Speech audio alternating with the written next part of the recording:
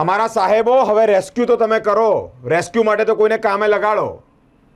પૂર તો તમે લાયા, પરંતુ હવે જે અટવાઈ ગયા, જે ફસાઈ ગયા ઘરમાં, એ લોકોનું શું? વૃદ્ધો ફસાયા છે. ફતેગંજ વિસ્તારમાં તબાહી જેવા દ્રશ્યો સામે આવ્યા છે મિત્રો. એક એજેડ બા જ્યારે ઘરમાં ફસાઈ ગયા હોય તેમનું રેસ્ક્યુ અહીંયા કોઈ તંત્રએ નથી કર્યું.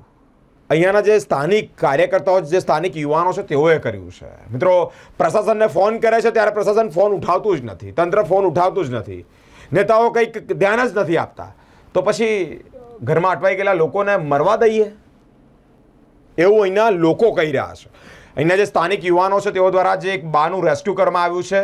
ગુઠ્ઠડ કમર જેટલા પાણીમાં જ્યારે એક બા ફસા હોય તેનું રેસ્ક્યુ અહીંના ફતેગંજના જે સ્થાનિક યુવાનો છે તેઓ કરી રહ્યા છે. મિત્રો, મોટી મોટા પ્રશ્નાર્થો ઊભા થઈ રહ્યા છે કે તમે આ દ્રશ્યો તો સર્જ્યા, તબાહી તો સર્જી, પરંતુ હવે રેસ્ક્યુની કામગીરી તમારી પાસે જે જનતા છે તે અપેક્ષા રાખી રહી છે, એ પણ હવે પરિપૂર્ણ કરો છો કે નહીં, એ મોટો પ્રશ્નાર્થ ઊભો થાય છે.